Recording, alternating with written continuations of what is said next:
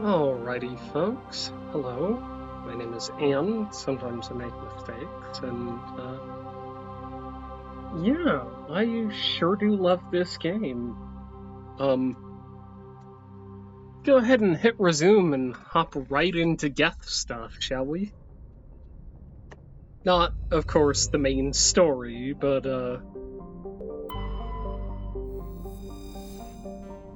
Junthor here. We have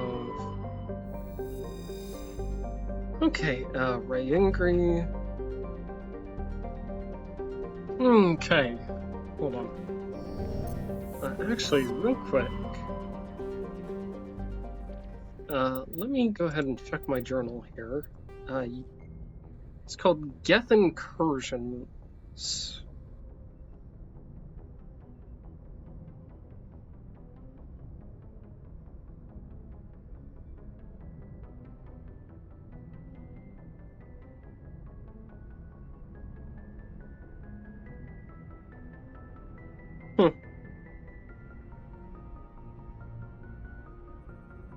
Just trying to remember if this is a...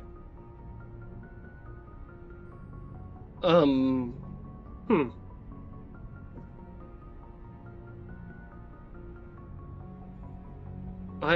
just trying to remember if there's like a particularly... if there's a particular order we need to do this from. Will we do before we hop in there, right? Faster-than-light drives use elements. Larger warships are generally classified in one of four weights. Frigates are small, fast ships used for scouting and screening of larger vessels. Frigates often operate in wolf-pack flotillas. Cruisers are middleweight combatants, faster than dreadnoughts and more heavily armed than frigates. Cruisers are the standard patrol unit and often lead frigate flotillas. Dreadnoughts are kilometer-long capital ships mounting heavy, long-range firepower. They are only deployed for the most vital missions. Carriers are dreadnought-sized vessels that also carry large numbers of fighters. Smaller vessels are almost exclusively used in a support role to the warships during combat. Fighters are one-man craft used to perform close-range attacks on enemy ships. Interceptors are one-man craft optimized for destroying opposing fighters. So the problem with dreadnoughts, aside from the logistics of the massive firepower and armor that they carry, is that they are very slow. They are trading their speed and maneuverability for heavy weapons and armor. The Normandy is a prototype starship developed by the Human Systems Alliance with the assistance of the Citadel Council. It is optimized for scouting and reconnaissance missions in unstable regions using state-of-the-art stealth technology. For most ships, the heat generated through standard operations is easily detectable against the absolute zero background of space. The Normandy, however, is able to temporarily sink this heat within the hull. Combined with refrigeration of the exterior hull, the ship can travel undetected for hours or drift passively for days of covert observation. This is not without risk. The stored heat must eventually be radiated, or it will build to levels capable of cooking the crew alive. Another component of the stealth system is the Normandy's revolutionary Tantalus drive, a mass effect core twice the standard size. The Tantalus drive generates mass concentrations that the Normandy falls into, allowing it to move without the use of heat-emitting thrusters. Lovely, so we get a little glimpse of why stealth works for us. Let's go ahead and land on Ray Ingri here. I think after each planet here, we're going to take a moment and go through the codex, just because this is going to be a longer episode.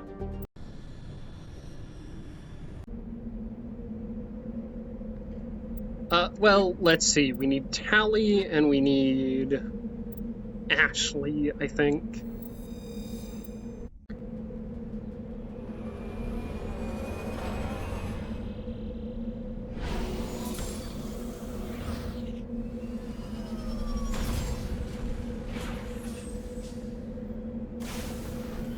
Okay, let's go ahead and head sort of here-ish.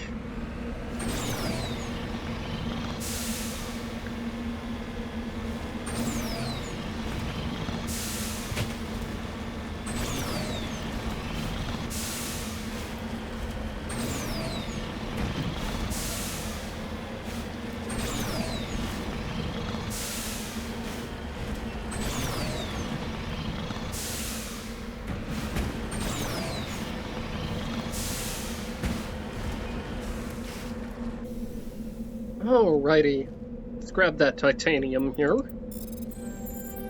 Nice, durable light metal. Kind of unpleasant to work with, but, yeah. Not necessarily terrible. Okay. Let's kind of point ourselves in...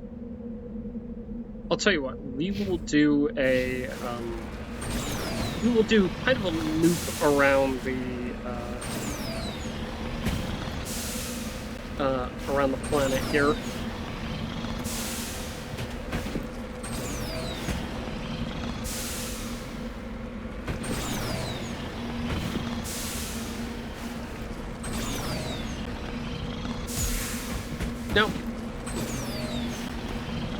Now, Mass Effect, you wouldn't happen to be trying to deny me just because what I'm trying to do is stupid, would you?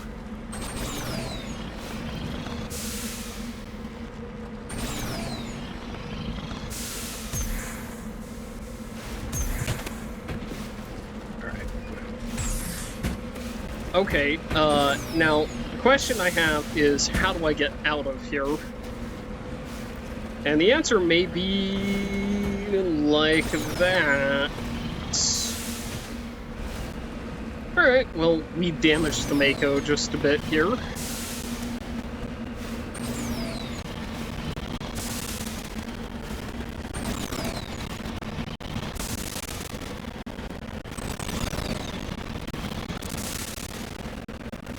I have done all of these before without a map. So that's kind of why I feel comfortable doing it with a map.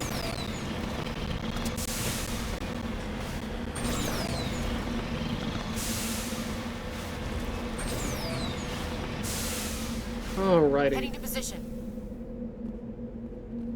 Let's go ahead and begin our manual bypass here. Exoskeleton and incendiary explosives. Lovely. See, is there anything down here? There is. There's something about there-ish? Okay.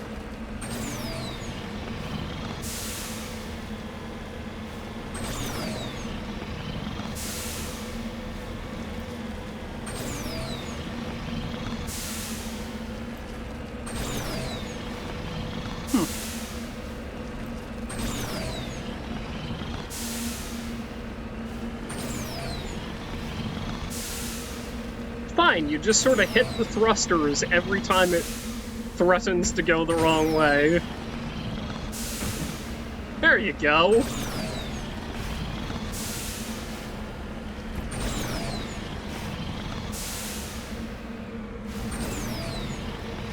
I don't know how common, like, driver's licenses are for military folk, so, I kind of wonder if it's appropriate to ask if Shepard has one.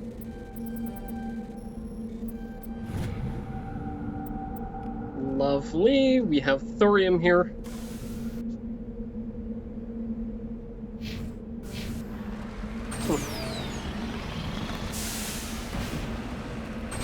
And like I said, we'll go and do a big old loop around the planet here.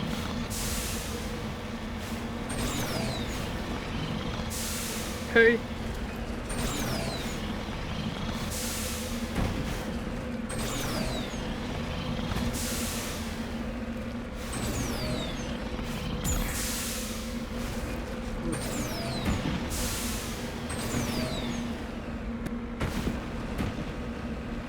Oh, come on, baby.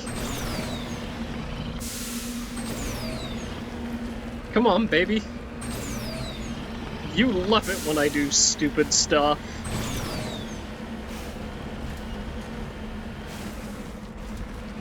On my way. Well, that's not deeply sinister at all. Let's go ahead and drop. Let's go ahead and drop a save here. I see. Let me actually swap to my rifle here. You'll see I did some modification of my gear here. Kind of figured it would be nice.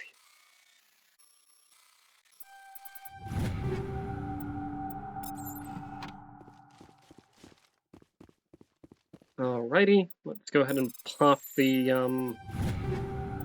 there we go, we got another stiletto here, which is a heavy pistol.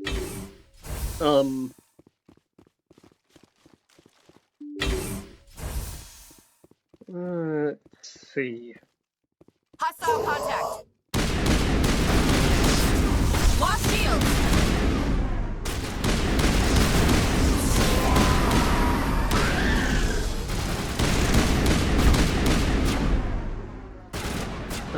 Okay. So we have one there.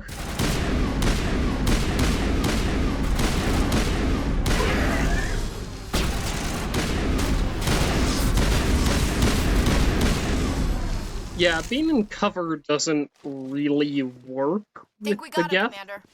or at the very least with the husks. There are times when you want to be in cover in this game, and times where you very much want to be out in the open and have mobility and the ability to like backpedal and move. When you're dealing with husks is typically when you want like full mobility, or when you're dealing with a melee specific enemy, right? I'm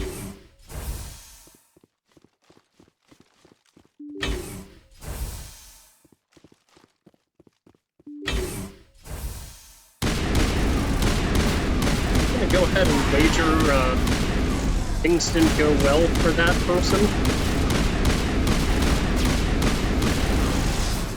Wow, I am a terrible shot.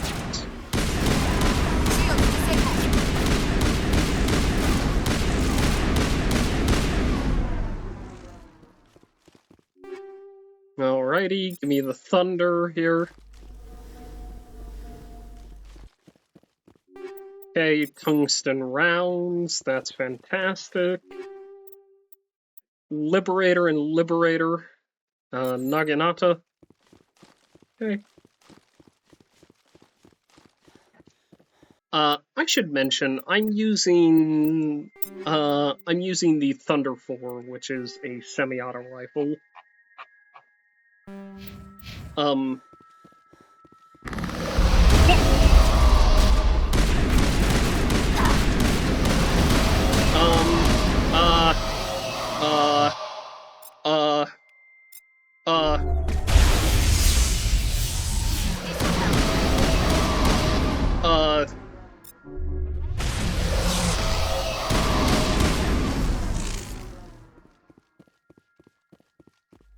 I'm fine. That didn't scare me. I don't know. Negative contacts, Commander. I don't know why you would think that scared me. I'm fine. I'm good.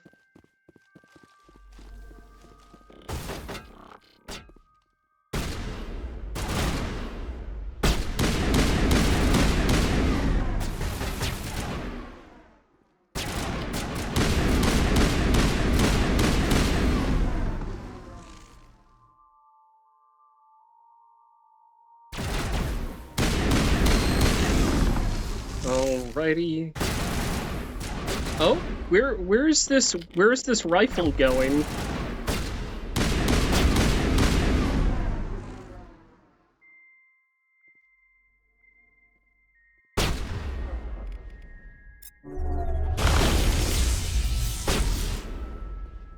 Hey, buddy.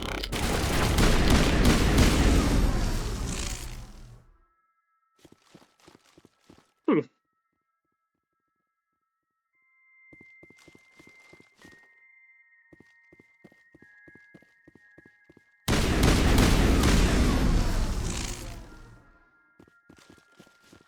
Think we got him, Commander. Yeah, I think we did too. Let's go ahead and check our...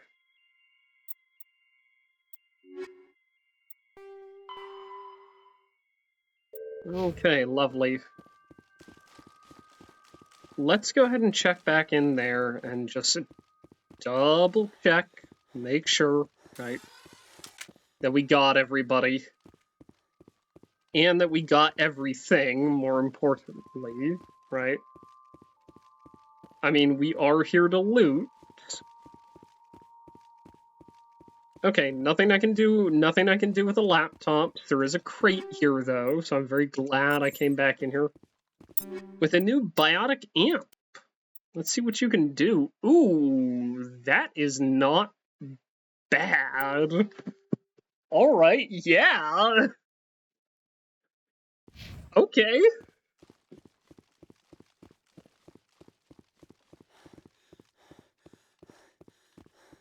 Yeah, buddy? Are you sad? Are you deeply sad? Okay, hold on. Hold on, I'm gonna leave y'all with the codex here for a moment. Humanity's first contact with an alien race occurred in 2157. At that time, the Alliance allowed survey fleets to activate any dormant mass relays discovered, a practice considered dangerous and irresponsible by Council-aligned races. When a Turian patrol discovered a human fleet attempting to activate a relay, they attacked. One human vessel survived, retreating to the colony of Shanxi. The Turians followed, quickly defeating the local forces. Shanxi was occupied, the first and to date only human world to be conquered by an alien species. The Turians believed the handful of ships they defeated represented the bulk of human defenses, so they were unprepared when the Second Fleet, under Admiral Castany Drescher, launched a strong counteroffensive, evicting them from Shanxi. The Turians mobilized for full-scale war, drawing the attention of the rest of the galaxy. The Council quickly intervened, forcing a truce. Fortunately for humanity, the First Contact War was ended with a diplomatic solution. Sorry about that. My cat needed some love. You understand how it is, right? The Systems Alliance is an independent supranational government representing the interests of humanity as a whole. The Alliance is responsible for the governance and defense of all extrasolar colonies and stations. The Alliance grew out of the various national space programs as a matter of practicality. Sol's planets had been explored and exploited through piecemeal national efforts. The expense of colonizing entire new solar systems could not be met by any one country. With humans knowing that alien contact was inevitable, there was enough political will to jointly fund an international effort. Still, the Alliance was often disregarded by those on Earth until the First Contact War. While the national governments dithered and bickered over who should lead the effort to liberate Shanxi, the Alliance fleet struck decisively. Post-war public approval gave the Alliance the credibility to establish its own parliament and become the galactic face of humanity. There we go. Like I said, we are going to be getting through the entire codex in this game. And in Mass Effect 2. And 3. Because there's more codex entries. Now, how, pray tell, do I leave this building? It's not that way. Yeah, just gonna stand under here and breathe some of that in, whatever that is. Maybe it'll give me superpowers. More likely, it'll just kill me, and, well, then Mom would be sad, wouldn't she?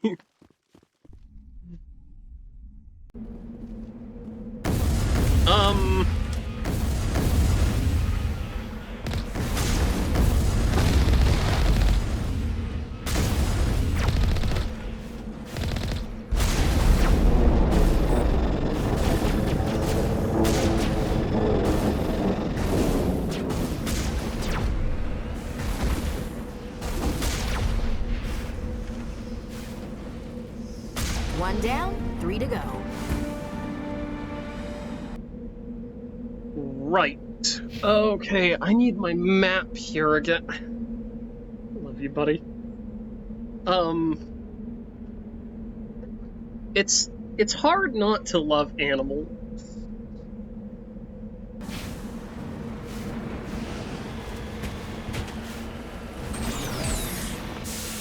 Now, Shepard. Nope. No, stop that. It's not. Did we ever remember to get this thing? Remember to get this thing neutered?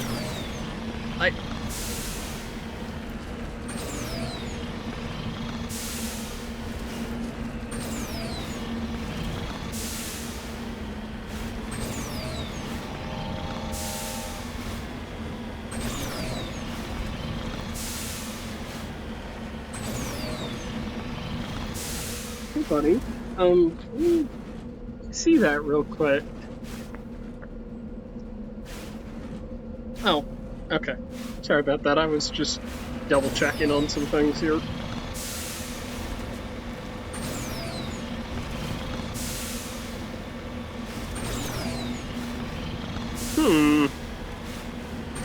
Well, you know, we have an anomaly, or alternatively, we have an ore sample here.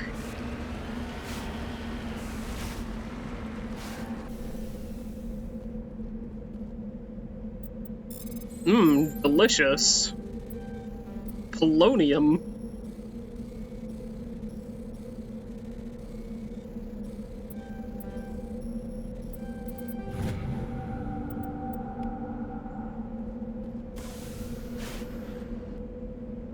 Okay. Let's maybe go ahead and get the anomaly down here. Cover me. Looks like a crash probe, maybe? Or an escape pod? Alright. The down pod contained a League of One medallion. Its owner is nowhere to be found. And then let's just sort of go over here.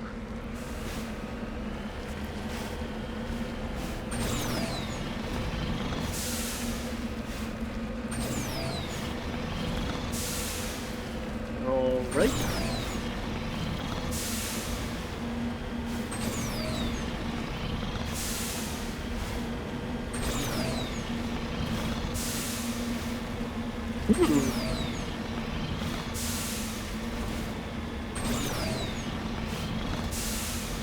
Well, what is this?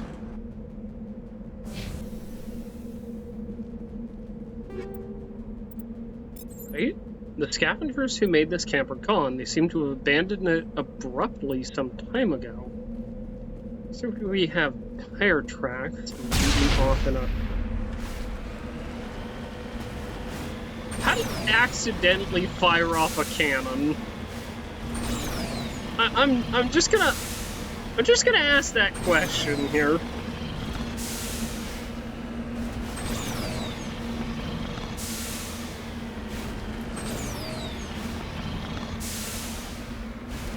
Just like, Shepard, you know you don't have to ride the walls, right? Shepard, hitting every bump on the way down is not fun, you know that, right?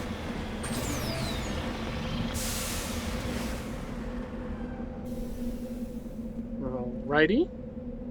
The burnt corpses, evidently a mom-and-pop independent salvage team, show signs of close-range hits from Geth heavy particle beams.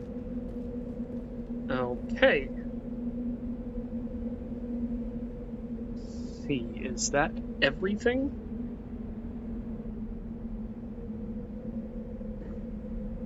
I believe that is okay. Alright, lovely.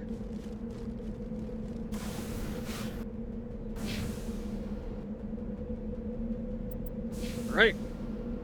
Let's go ahead and return to the Normandy, and then we can hop over to the next system.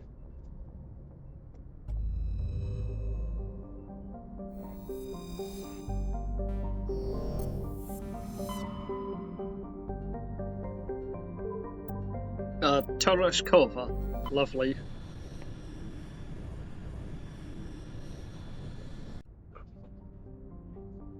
I believe Antibar has something fun. A carbonaceous asteroid here. While scanning the asteroid field in the Tereshkova system, we picked up some anomalous readings. After some daring maneuvering by Joker, a small team was able to recover some debris from one of the larger rocks. Among the items discovered was a League of One medallion. Okay, lovely.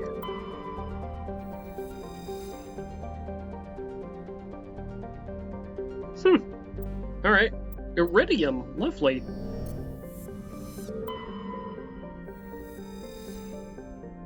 Okay, oh, right, tidally locked, lovely. Mercury, okay. Let's go ahead and grab this. No. Nope. Anything here? Nope. Other than it's purple, nothing exciting. Antibar, lovely. Antibar is a -34. Lovely. That is chilling.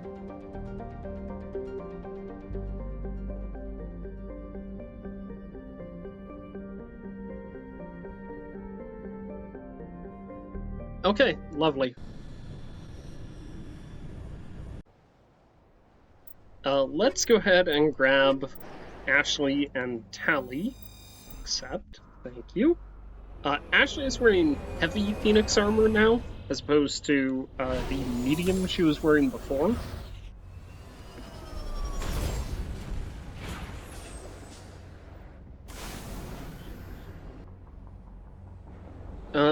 Let's see. Let's start with roughly there, and then we can go kind of here, right?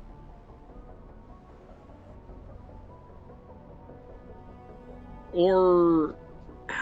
yeah, okay. Okay.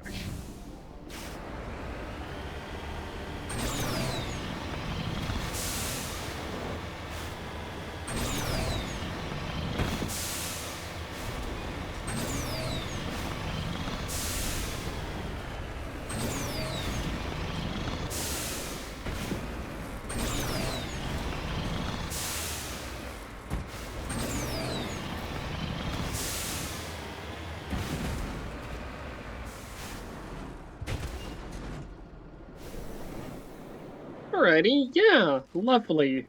So a mercury deposit here.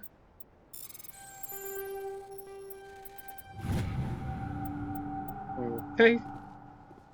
Marvelous. So we have our oxygen masks on.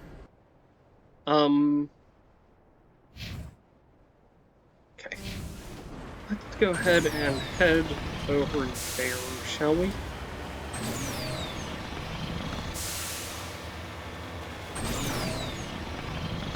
Looks like quite a ways, and I don't think walking it would be very fun here.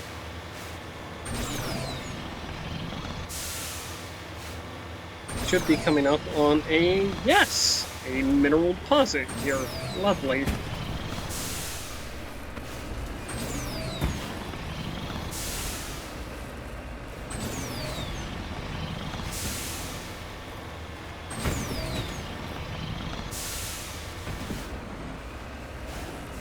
Okay, can we...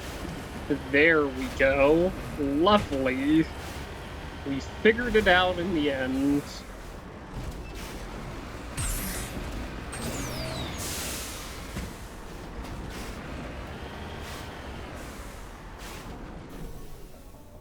Hey, what do we have here? Oh, lithium. Lovely.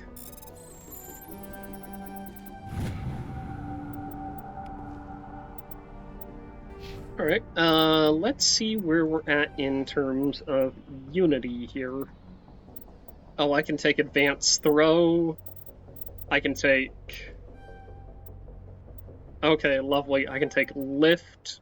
I think that's hilarious. Ashley has a whole bunch of points because she hasn't been used very much, which is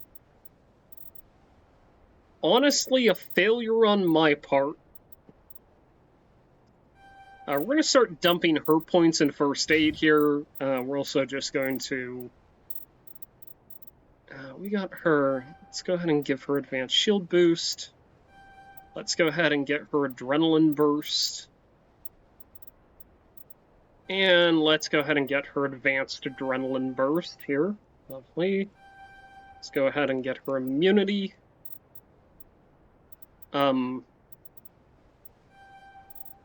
That causes her to regenerate here.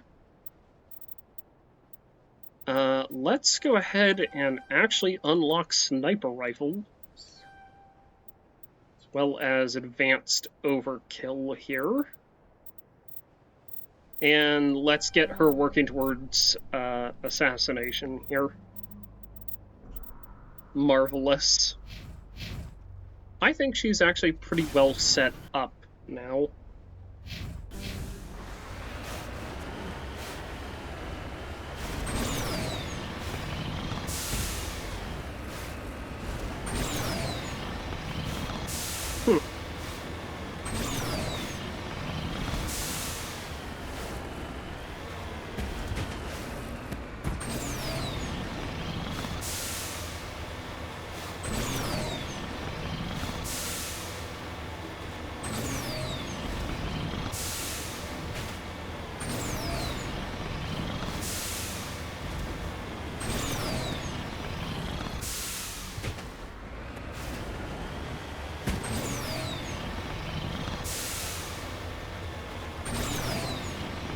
Alright, well, we've got a fair ways to go here.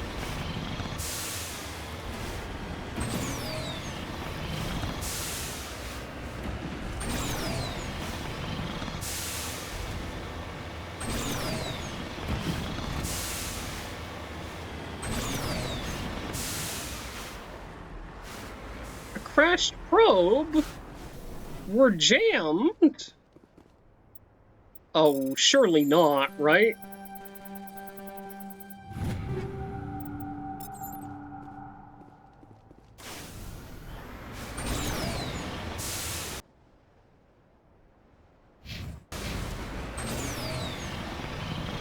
And I guess we just kind of have to hope we're going in the right direction here.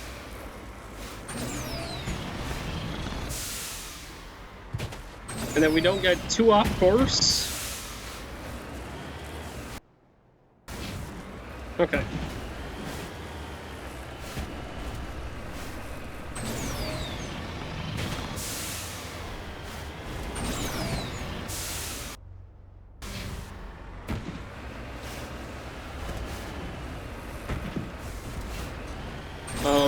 Well, I'm not seeing it over here, so I guess we have to go up there.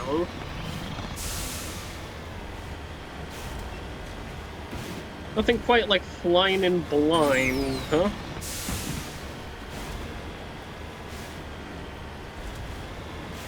Oh! Here it is.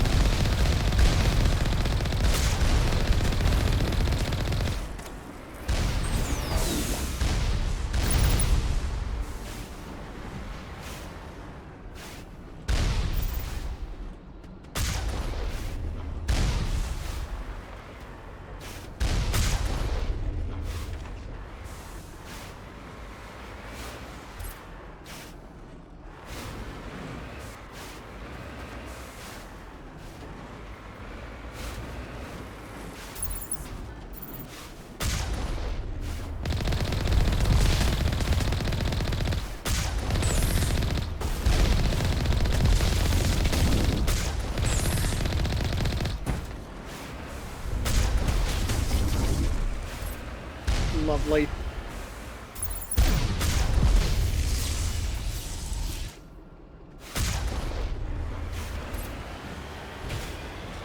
Alrighty. Is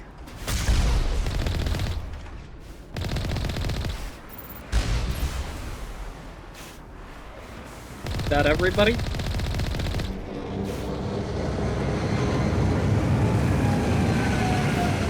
Just gonna drop them in, huh?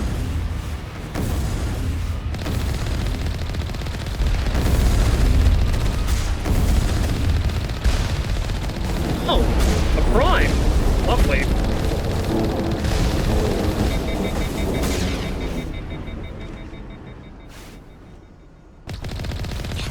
We're halfway to driving these synthetic bastards out of this system. Okay, marvelous. Oh, that ended the jamming. Lovely. Okay. Let's go ahead and drop our marker here, and then we can explore sort of over here, and then we can jump out of the system.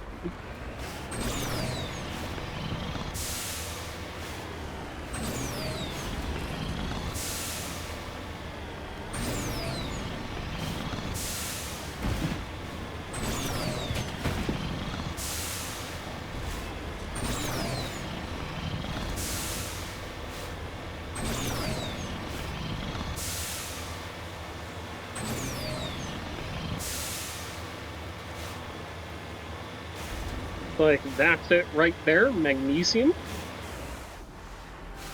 Lovely. Okay, marvelous. Okay, let me just go into my journal here. And go ahead and mark down... Let's see, we have all of the gases. We've got half the light and heavy and rare earths here.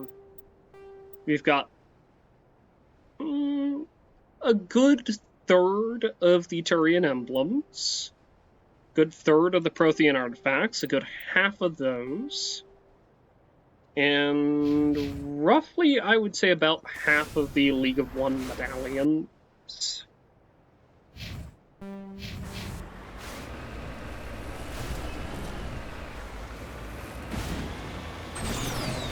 Okay, marvelous.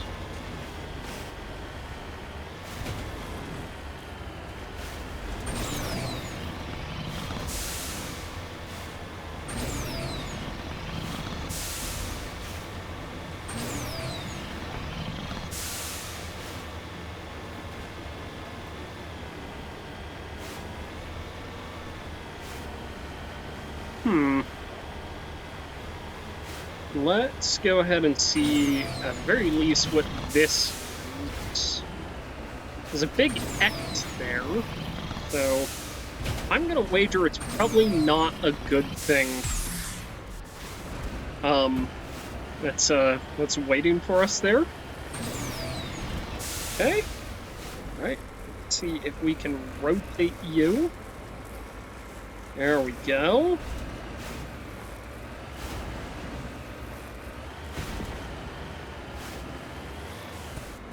Oh. Well, I've done something goofy here. But when do I not, right?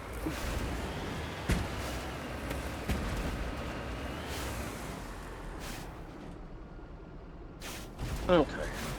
You need to turn back, Commander. You're going beyond the range of the operational area. I know. Shush. Shush. I'm working my way out here. There we go. The Prothean ruin. I was gonna say, we haven't found a Prothean artifact in a while. Prothean... I didn't read that. My apologies.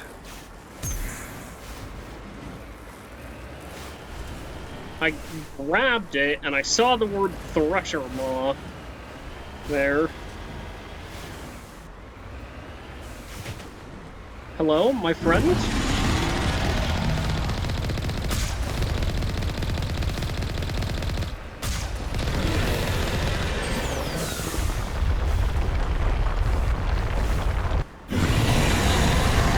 Oh!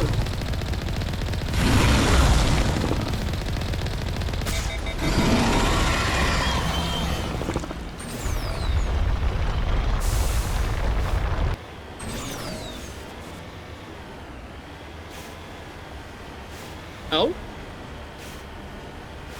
Hello, my friend?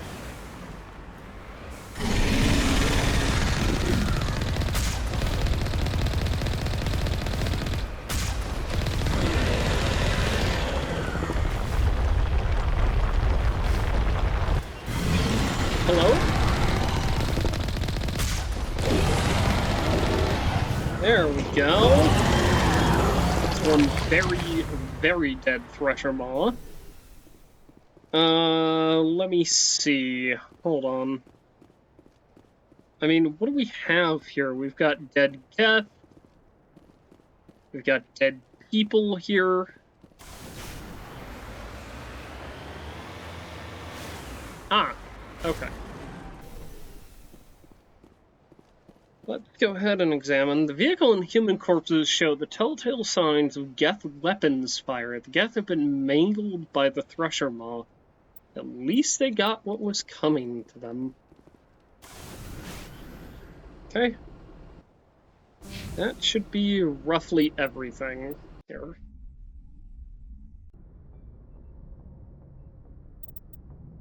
Okay, let's go ahead and go into... Pharos is a habitable world in the Attican Beta Cluster. 2/3 of the habitable surface is covered with the ruins of a crumbling Prothean megatropolis.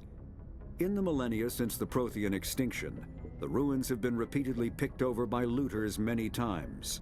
Pharos was considered a poor prospect for colonization, as little open ground remains for agriculture. The only sizable freshwater sources are the poles, which are tapped by the decaying Prothean aqueduct systems. The dead cities, while in good condition considering their antiquity, are of uncertain stability. Ground level is congested by a dozen meters of fallen debris, and the air is fouled by dust. In 2178, the Human Exogeny Corporation announced its intention to place a permanent colony on Pharos to thoroughly explore the ruins.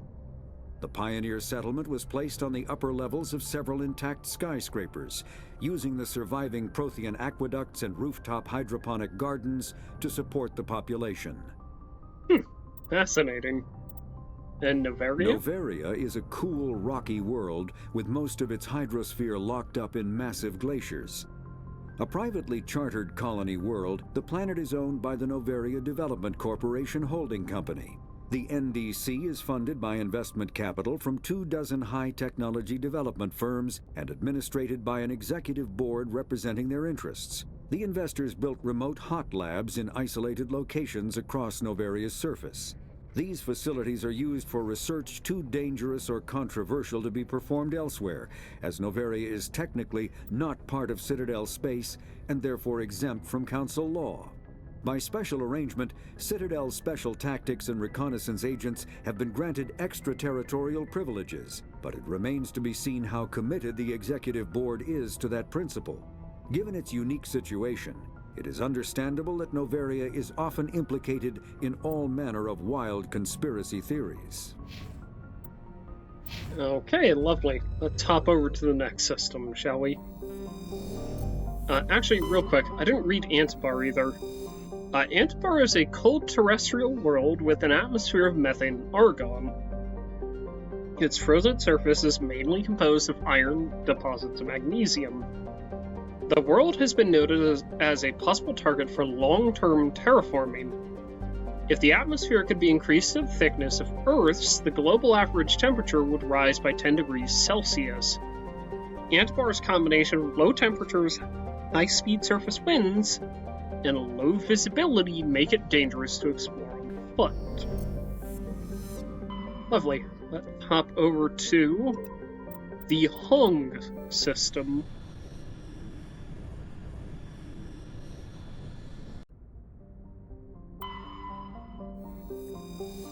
Right, Pamal. Evidence that Pamal was once covered with broad, shallow ocean. Should prove ever be sent to a surface, a check for ancient fossil life might prove valuable.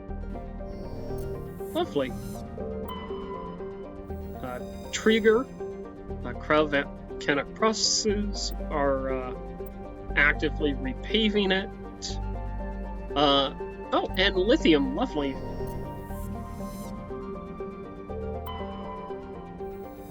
Trishaka. In 2170, Trishaka is a standard hydrogen-helium gas giant. In the past, it was often used as a drive discharge point for pirates raiding human settlements from the Terminus systems. In 2178, the Alliance set up a network of covert sensing devices on Theshika's moons. Recordings of pirate FTL exit vectors over the course of 6 months led the Alliance Navy to 8 major pirate anchorages. Since the Theshika raids, no ships from the Terminus systems have been reported in the Thong system. Interesting. Matar here.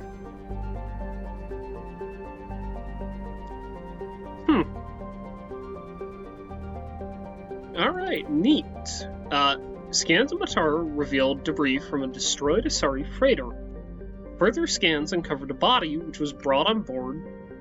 Dr. Chakwas examined, but learned nothing about its origins. Among the Asari's personal effects, however, was one of Matriarch Dylan writings.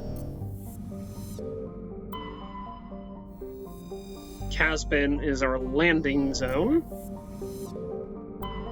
Pamal here. Nothing to do here. Okay, Pamal, or Casbin. Casbin is a classic pre-garden terrestrial world, with conditions similar to those on Earth millions of years ago. Its hot, humid atmosphere is mainly composed of nitrogen and carbon dioxide. An increasing amount of surface is covered by simple lichen and algae. Should no unexpected calamity occur, these tiny plants will change the atmosphere to an Earth-like nitrogen-oxygen mix over the next millennia. Due to its potential for future habitability in sapient life, Casbin has been designated a sanctuary world by the Citadel Council. Landing is prohibited by law, and any disturbance of the fragile young ecosystem will result in harsh fines and imprisonment. At present, the planet is passing through the debris trail of a long-period comet. 99 Celsius is a little warm. So, hold on here. Let me find a map here, and then I can also convert. Okay. Here we go. Let me also find a conversion calculator, because I don't know the actual conversion formula off my head, and I can't do it in my head. But, oh yeah, that's 210 degrees Fahrenheit. That's it's a nice toasty level of, oh my god, we're all gonna die.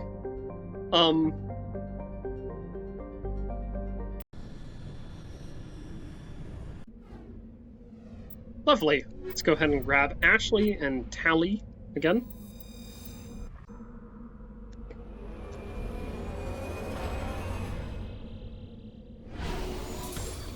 Okay. Looks like we can do a nice solid loop around the planet here. What did I see there? Okay.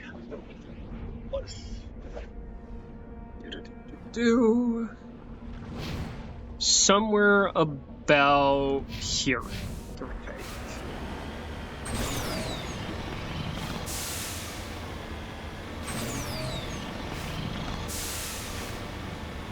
Of course, it might be difficult given the height of the terrain here.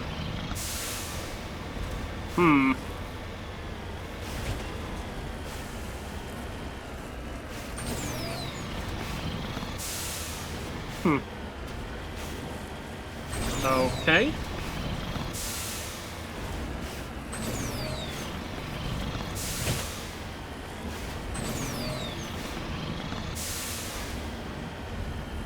let's go ahead and kind of push our way up this way. I think this is gonna be our ticket up. Actually,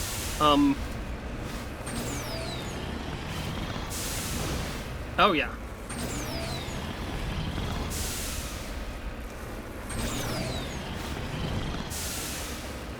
Oh yeah, see? Okay. We need to actually deal with the, yeah, we need to deal with the Geth first, who are gonna make this difficult, because of course they are. Hello, boys.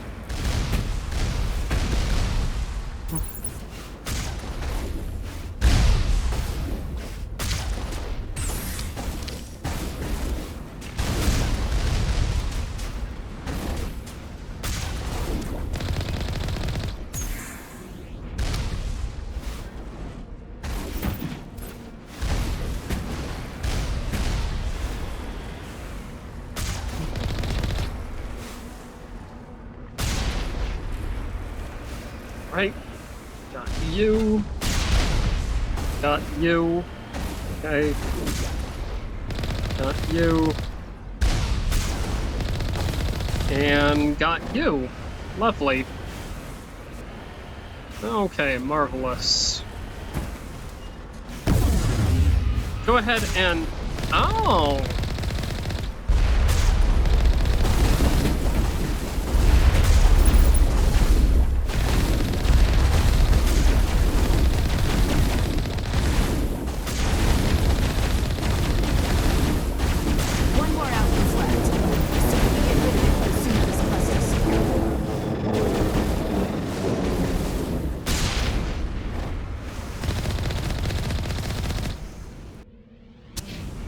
Okay, let's go ahead and try that again, but this time we'll actually get the ore deposit. How about that, huh? Oh, come on, there we go. There we go, there we go, there we go, there we go. There we go.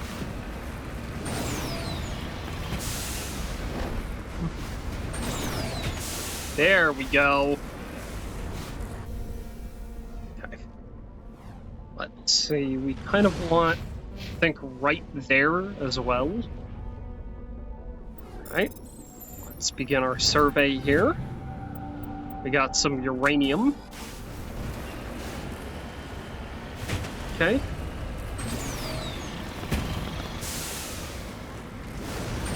Oh, come on.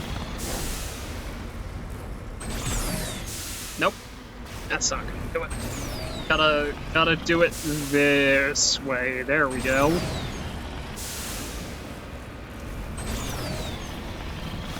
Oh yeah.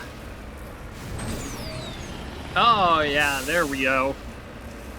There we go. Lovely.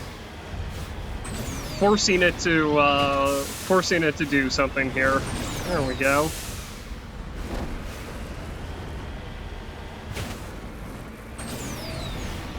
Now, there it is. Samarium, huh? I actually don't know what that is. Okay, lovely. So we have gotten... looks like there's one sort of up here. So we'll just kind of head through this valley here and then see if we can't find a way around and get ourselves up here. Yeah? That sounds good.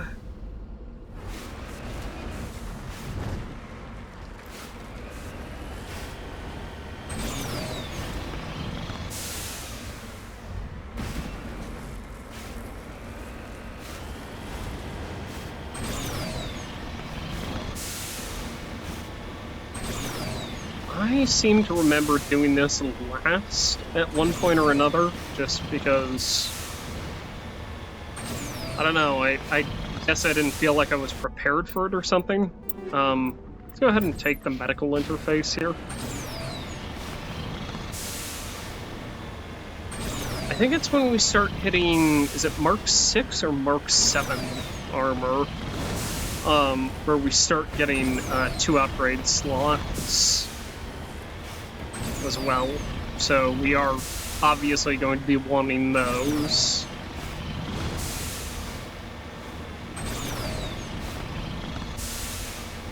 Oh, I was dead on with my placement there. That's kind of nice. Okay. All right. Okay. Okay. Okay. I know you don't want to do it, but would you do it for me? Would you do it for me? Oh, there we go. There we go.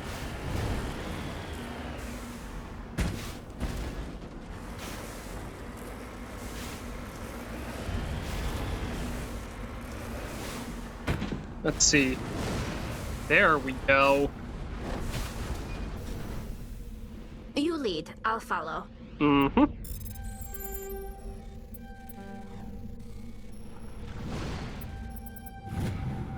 Lovely, and we got some gold out of that.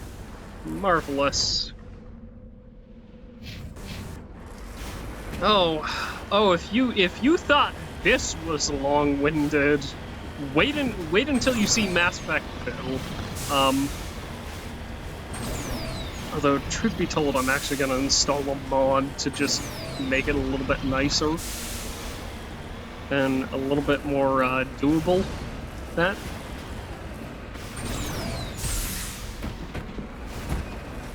Alright. Okay. I know. Oh. I know, okay? I know you don't love it, alright?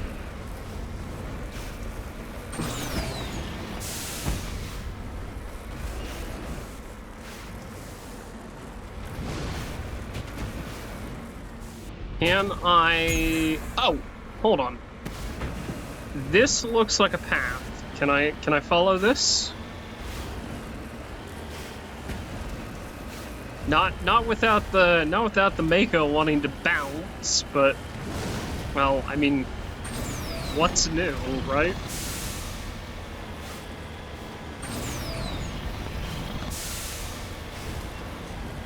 Okay, let me come up here.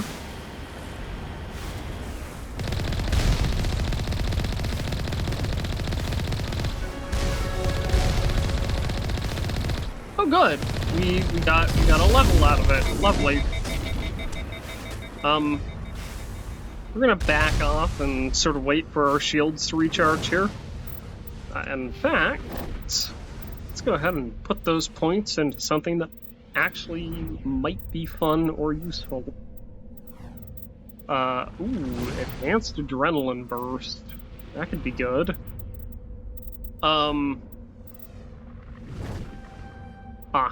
Okay. Let's go ahead and put some more points for her into... Yeah, her sniper rifle usage, and then let's go ahead and put another point into soldier here for her. Let's go ahead and put a couple of points into... Let's start getting you towards advanced first aid and then master first aid, yeah?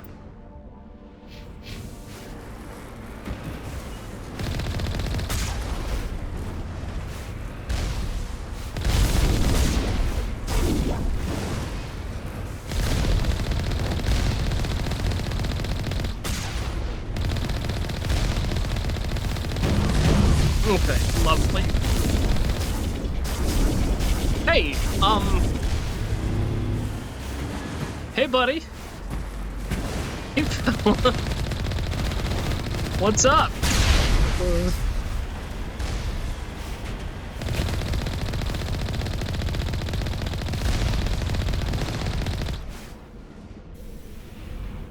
That's it. Bag him and tag him. The Geth array is transmitting regular data bursts on an encrypted channel using the Alliance's own FTL comm buoys. It's not clear where the data is being directed, nor the content of the signal.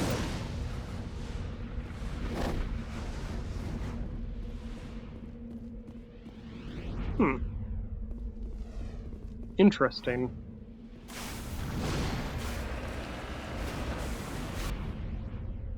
Okay, we've got one more thing here. Who knows? Maybe we'll get some more Prothean stuff here. Maybe there's heavy Prothean presence on in this system. Who knows? I certainly don't. Let's have you go ahead and just sort of do a front flip there. Yep. Oh yeah, you're just gonna stick me in a crater, aren't you?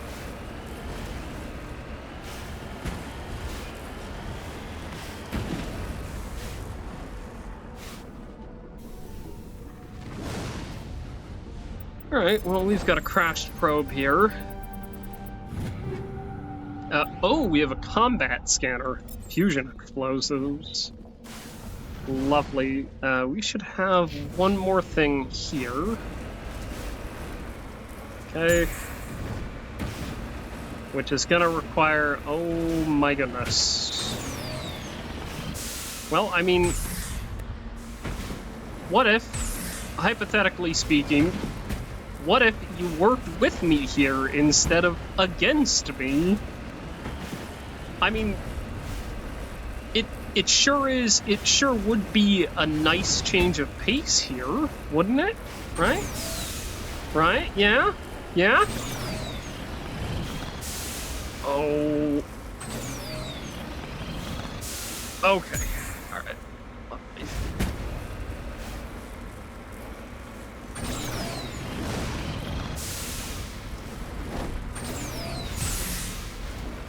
Alright. How do I extricate myself from this? How do I get out of this? Like this, maybe? Feel like that, yeah.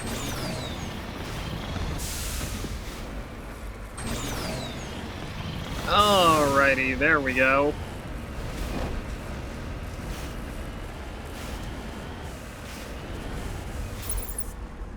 Is it where is it? Is it down here in this pit?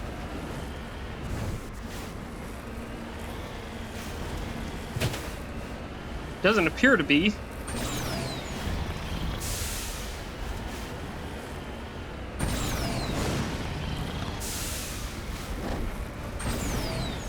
Okay. That is not great, I'm gonna be honest.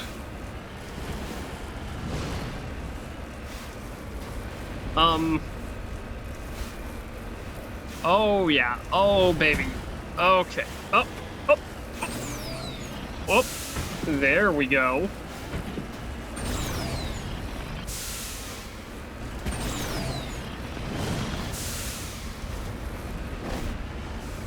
There we go. Got a beacon here, lovely.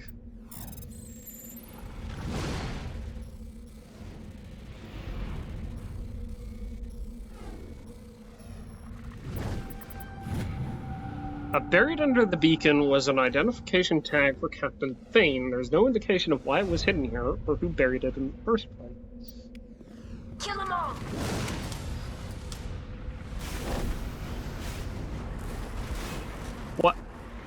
What? Who are we killing here? Okay, let's return to the Normandy here. And then Codex. Pharaohs, there are between 200 and 400 billion stars in the galaxy, and less than 1% of them have ever been visited or had their systems properly surveyed. Humanity's early expansion into the Attican Traverse was haphazard, a desperate race to claim habitable planets where populations can be economically settled. Ignored in the wake of this land grab were thousands of less hospitable worlds, each potentially rich with industrial resources. The wealth of entire solar systems lies untapped, waiting for corporate survey teams or independent pioneers to discover and exploit them. However, this is not an easy task. In addition to the environmental hazards, the fact that uncharted worlds are largely ignored makes them popular bases for criminals, revolutionaries, cults, and others which will remain unnoticed by galactic society. Lovely, so I believe that we are officially done with the hockey part of that. Okay? So let's go ahead and jump to the Vamshi system. After this, I'll go through a couple of Codex articles, and then we'll call it there, because I think this has been a fairly long part as is. Sodium in the atmosphere, lovely. Pre-Gel. Lovely. While scanning the planet Pre-Gel, you discovered several marker buoys orbiting it. Chief Engineer Adams secured some high-res optical images of the buoys, which appeared to have been neglected for some time. Each one was marked with the Batika colony insignia. Lovely. And finally, Magi. Magi orbits the Vamshi binary giant stars. Vamshi A is a blue star of spectral class A41 or A4II, which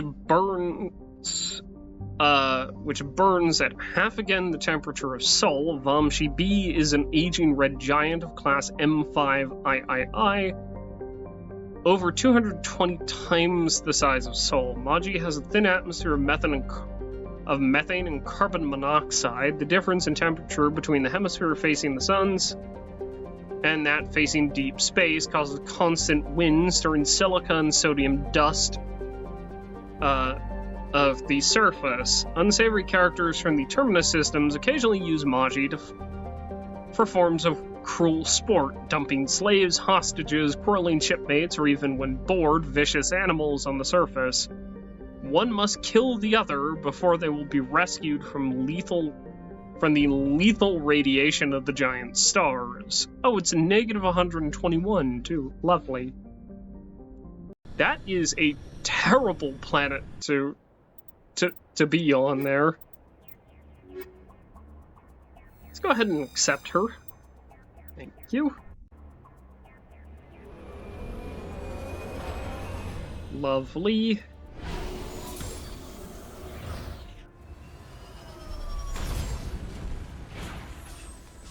Okay, marvelous. Let's go ahead and this one's called Magi, I think.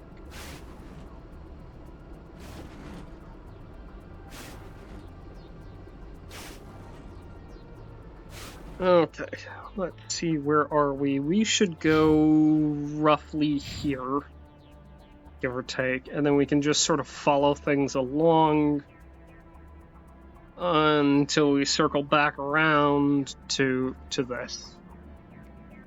That should be fine. That sounds like a relatively solid plan of action here. Oh, actually, let me go ahead and double check my rare earths. Lovely. UNC hostile takeover. We'll deal with her thing pretty soon. Here too.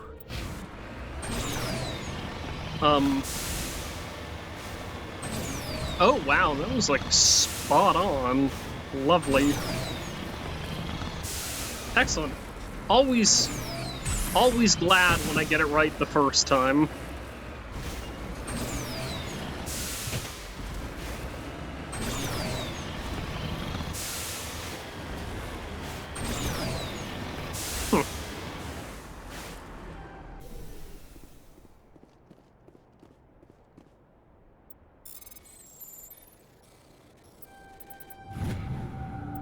Okay, thorium.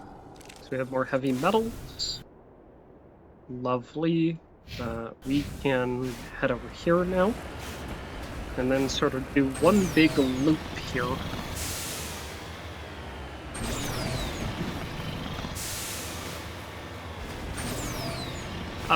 Obviously, you're all looking forward to when I get highly distracted playing Morrowind, right?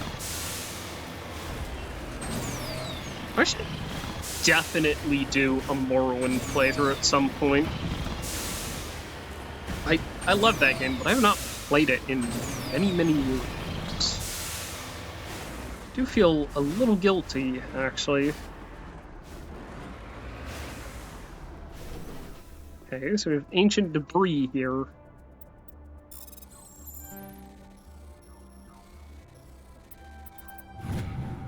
The strange-looking sensor has some ancient graffiti scribbled on it. It appears to be marked with the Edison Colony insignia. Lovely.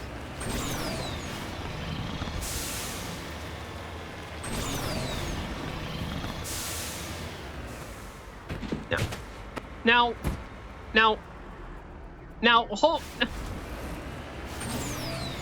hold on, just a moment here. There appears to be a skull here. The massive skull is scored by deflected mass accelerators. But the xenobiology files in your hardsuit computer can't identify the species. It must have been brought here from an unknown world.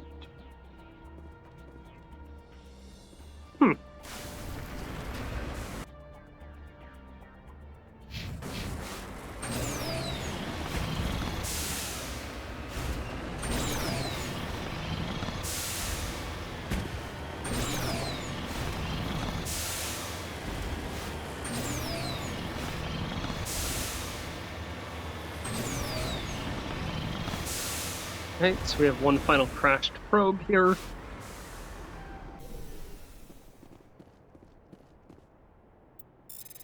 Oh my goodness. Okay,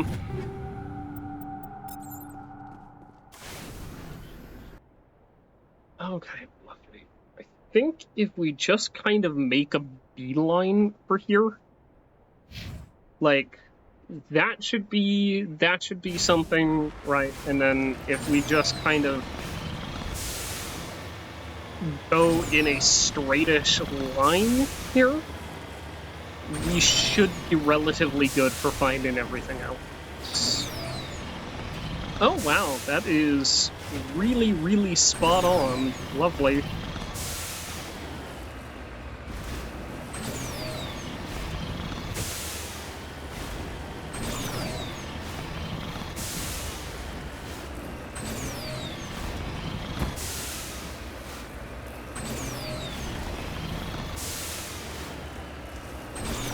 Okay, marvelous. Beryllium survey. There we go. Got beryllium. And now we can make a lovely little agitator core there, right? And then do pretty tricks with it and screwdrivers. That should be fun. Certainly no danger there, right?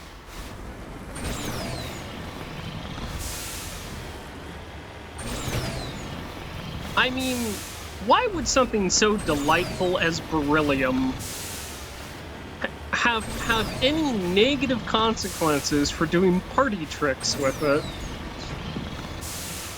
Really, I mean, come on now. That's just plain ridiculous. I'm not currently under attack right now. Let's see. Well, I think we can afford to survey the magnesium before we go. There we go. We got our magnesium.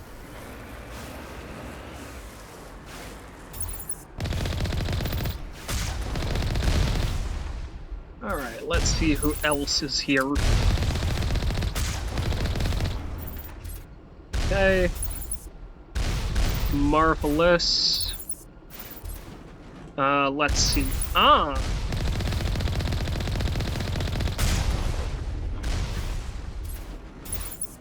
Okay. Let's see, we don't have clear line of sight to that. Does make shooting at it kind of difficult. Let me see. Oh, now we do. Lovely.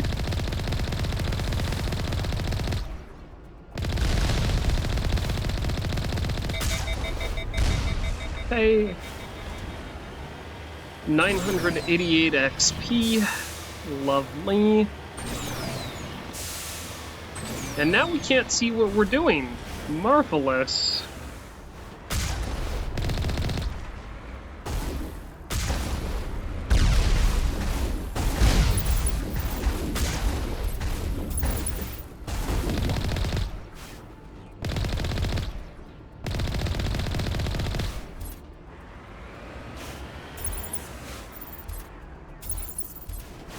Oh, hello there, friend. No, no, no, no, no. We'll be having none of that, please. Thank you.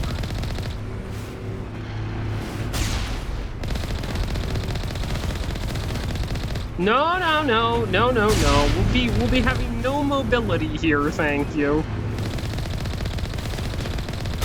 I'm surprised. I figured one of these outposts would be the main base of operations for this incursion. Hold on. This receiver's picking up some kind of transmission. Based on the signal strength, I'd say it's coming from inside this star cluster. It's gotta be the main base. We can use the signal to lock onto its location and go take it out. Okay, lovely. Can I... Okay. Let's go ahead and see. Eliminate the Geth bunker in the Grissom system. Lovely.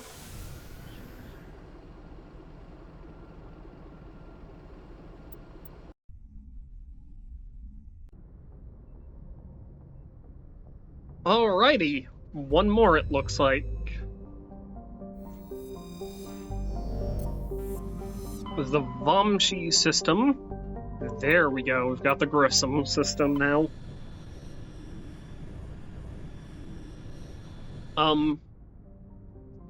Let's see, we have Benda, which is...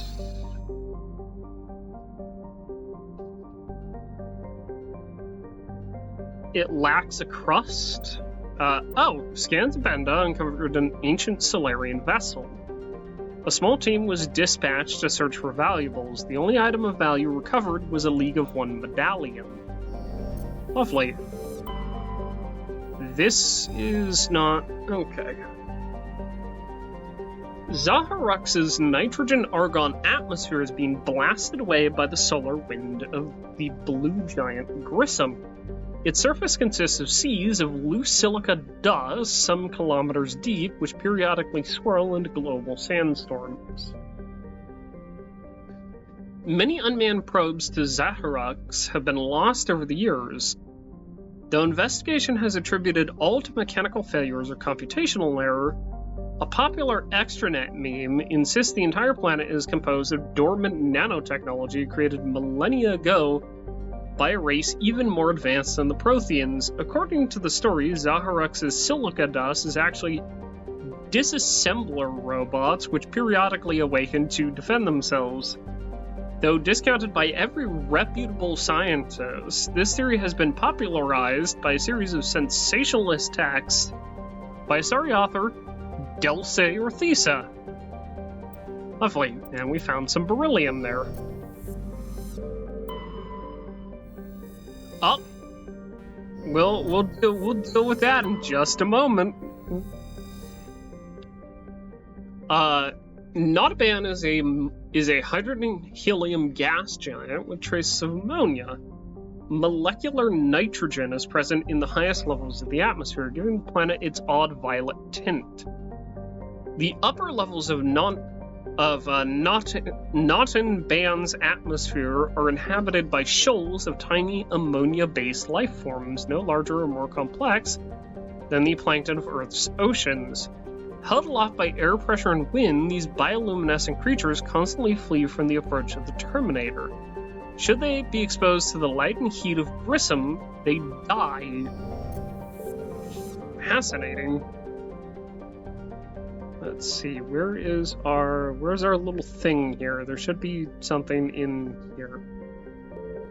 Oh, there's something here. There's a rocky asteroid. Lovely, and we found polonium. Delicious. Please don't eat polonium.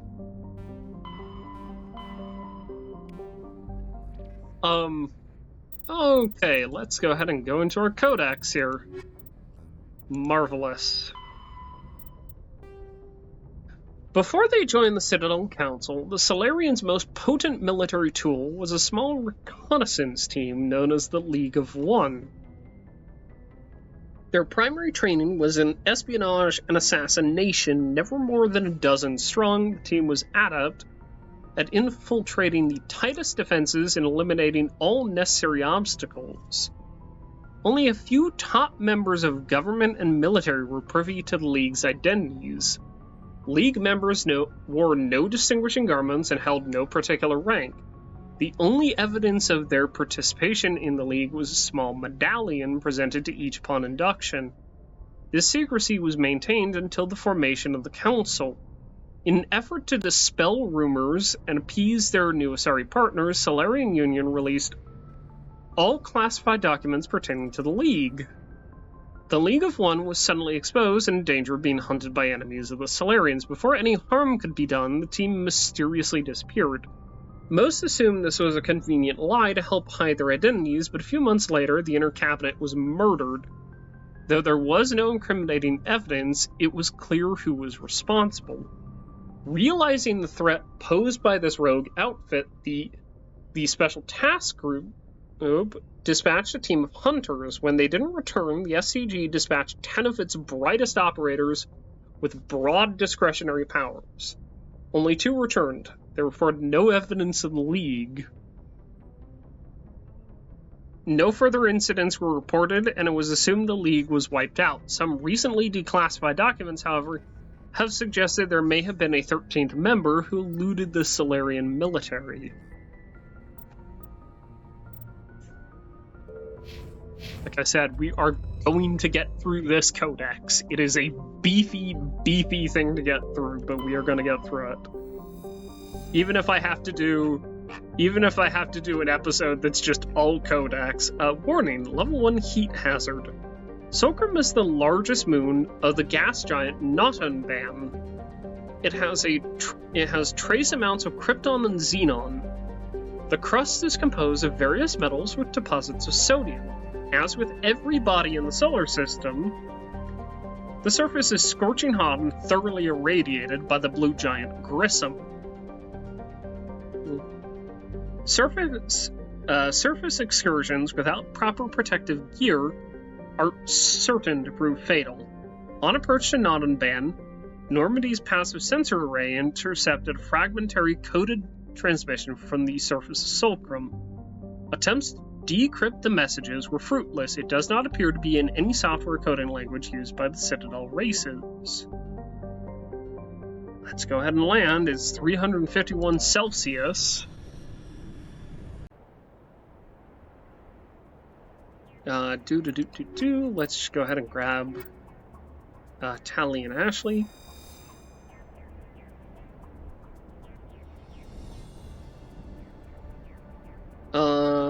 Let's see here. Let's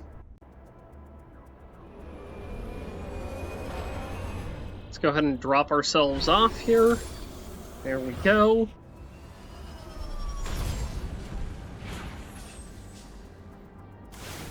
Okay. I need Solkrum here.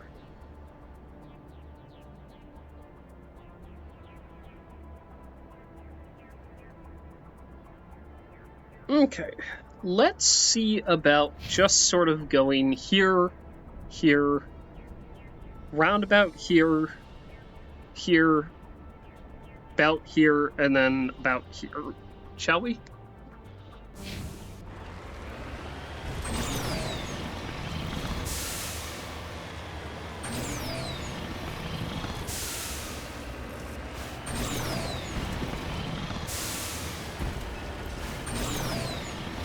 Okay.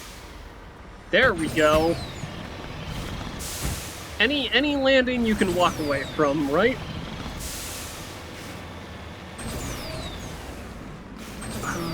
Let's go ahead and... let me just go ahead and double check something here. Okay. Lovely.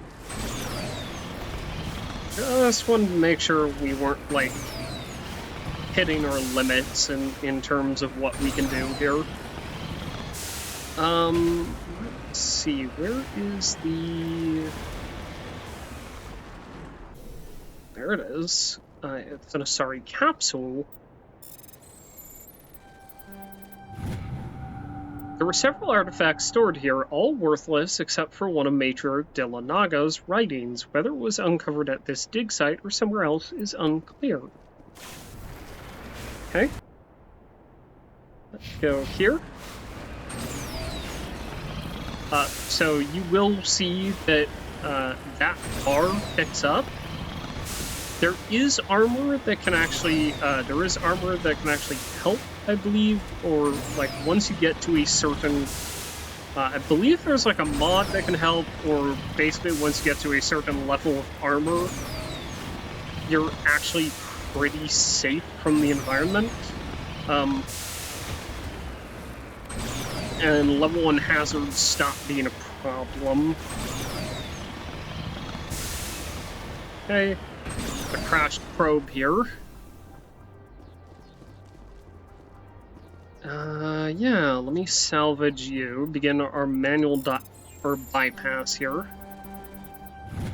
There we go. We've got cryo explosives and kinetic stabilizers. Let's go ahead and check that map, shall we? Looks like we've got a light metal sort of over here. Oh, that's not what I meant to do. And then, once this is done, we're gonna call it a session. After, of course, we go through several more pieces of codex entry here.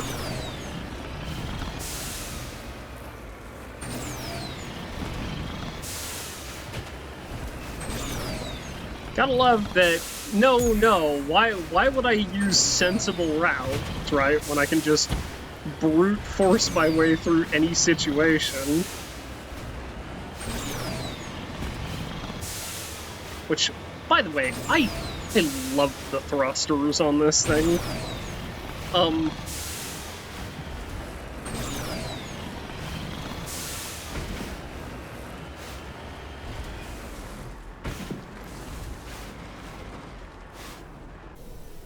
Go ahead and grab our magnesium here. Okay. Lovely. Marvelous. Okay. Let's go ahead and go here. And then, yeah, I'm gonna deal with this, go grab the final 2 deposits on this planet, and, we can call it a session here. After, of course, we hit our mandatory codex entries here.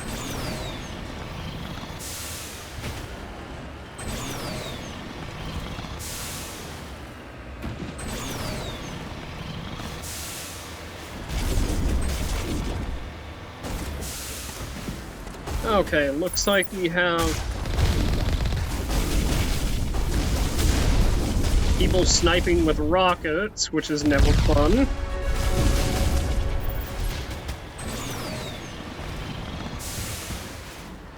And then we have a Colossus here, which appears to be having some difficulty standing. I just can't understand why it would be having so much trouble standing. I mean, can it just sort of pull itself up by its bootstraps, right? Anyway. Oh no, oh no!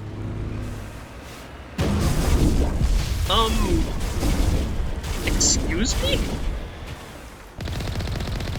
Oh no, oh, did somebody knock you down? Oh my gosh, oh, this thing does not want to turn. Turning radius? Never heard of it. Goodbye, there we go. Let's go ahead and pop that level up there. Marvelous. I honestly don't think that's worth it. We have Master Throw, which is hilarious. I would quite like to get Advanced Overload. I think that would be good. I think that would be very good, actually, for me. Let's go ahead and give you some more first aid and just kind of work on you that way. And then, like I said, I kind of want to focus on getting you up to snuff when it comes to, like, making you kind of useful, right? Lovely. Let's go ahead and take all the gear here. Let's go ahead and head inside. Let's go ahead and drop a save. Because we haven't done one of those recently, and honestly, I'm getting kind of nervous, just based on the fact that I haven't done one recently.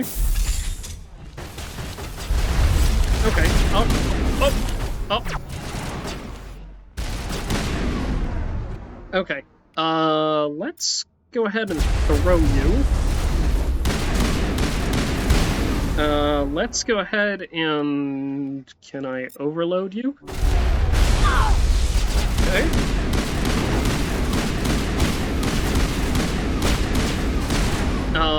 Let's go ahead and have you do a shield boost, you do a shield boost, and then you pop barrier. Okay.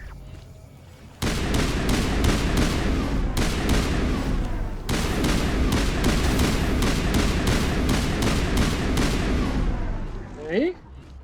Let's see here. Alrighty. That is a Juggernaut, which fortunately we've not had to fight a Prime recently.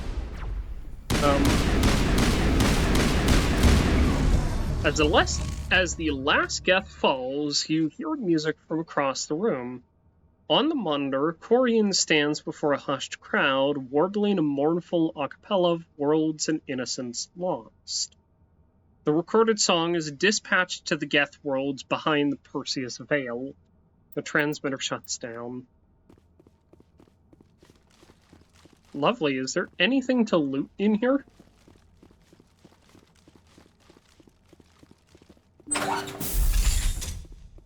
Oh, we've got an upgrade kit here. So, Tungsten Shredder. Shredder is anti-personnel. Let's go ahead and you discover a number of encrypted Geth data files. In the proper hands, they could reveal much about the evolutions of the Geth since the banishment of the Corians.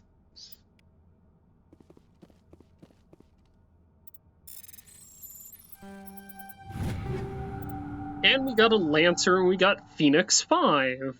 Lovely.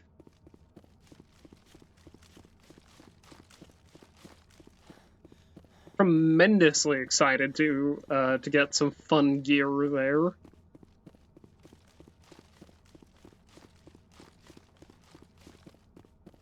Okay, so we've got a little thing here. I'm just gonna go check behind it. I don't think there should be anything here. There isn't, but I figured I'd check. Ashley apparently doesn't feel the need to wear a helmet, and there's nothing up here. Lovely. Okay. Let's go get those medals, shall we? Feel like that might be useful. Got a flashy light here, which I should avoid.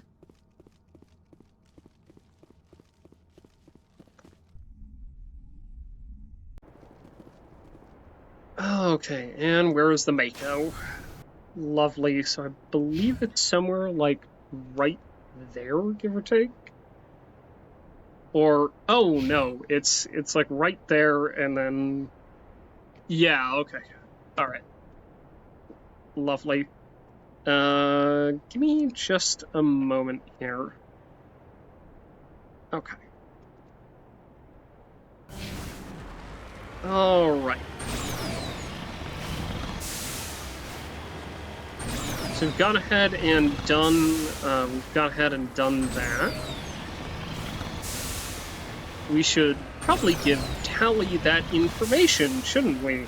I feel like she might be able to know what to do with it, right? Let's see here. Do we just want to gun it up the side of the mountain? God, I love the Mako. It's so stupid.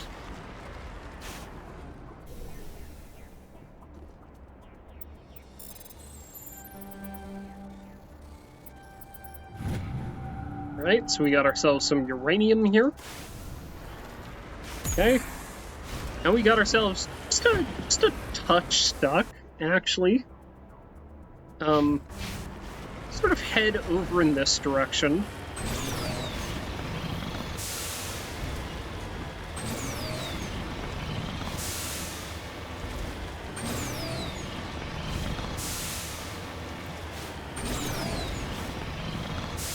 Yeah, there we go.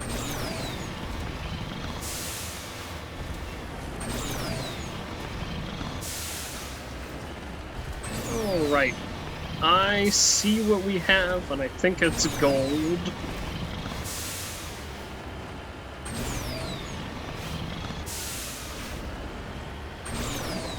Oh, nope, it's thorium here.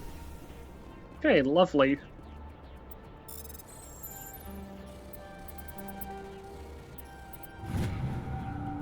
Got a lovely deposit of thorium here. We've got a completed quest here. Roughly speaking, at the very least. Let's actually go ahead and go down and talk to Tally real quick. This is one of those rare instances where she might actually have something for me to talk to her about. Gareth, there's the Alliance Requisitions Officer, right?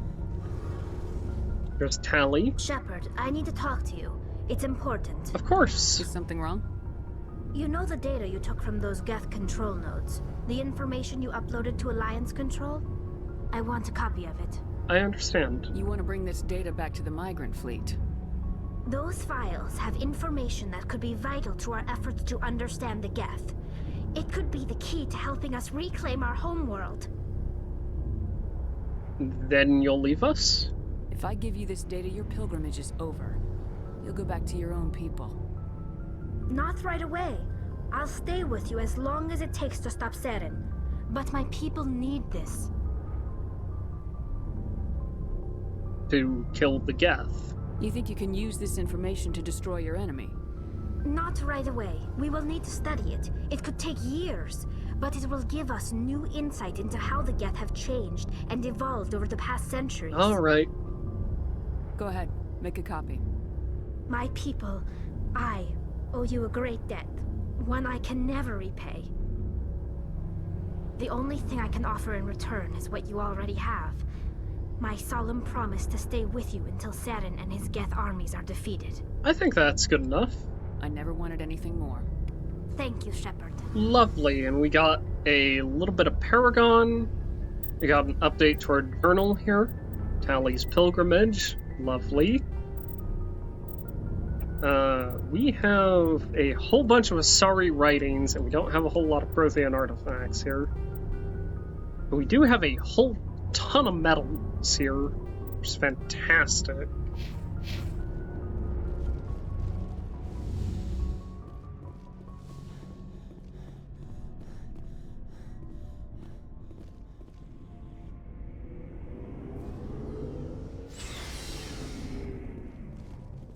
Okay, let's go ahead and go up here.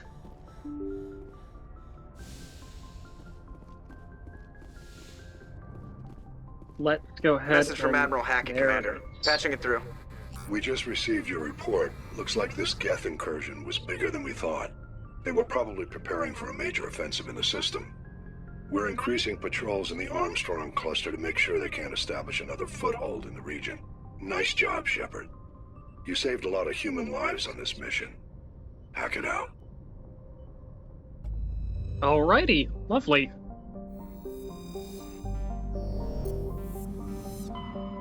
We've done the Armstrong, we've done, I believe, the Kepler, we've done the Kepler Verge, I believe, and Hawking Ada, which would leave maybe the Voyager cluster? We've got Yangtze and Amazon. Let's head to Amazon here.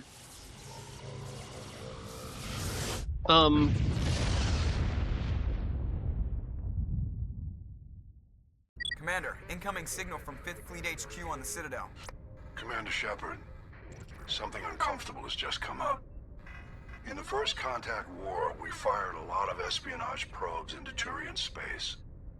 We just received a mission complete burst from one of them. That's quite a Where's delay. it been in the meantime? No idea. Lost in transit. These probes were built in a hurry after First Contact. Straightforward enough. What makes this uncomfortable? When these probes were launched, we didn't have any idea who we were fighting. We didn't want to risk aliens examining our technology. The probe has a demo nuke built in. A 20-kiloton tactical fusion warhead.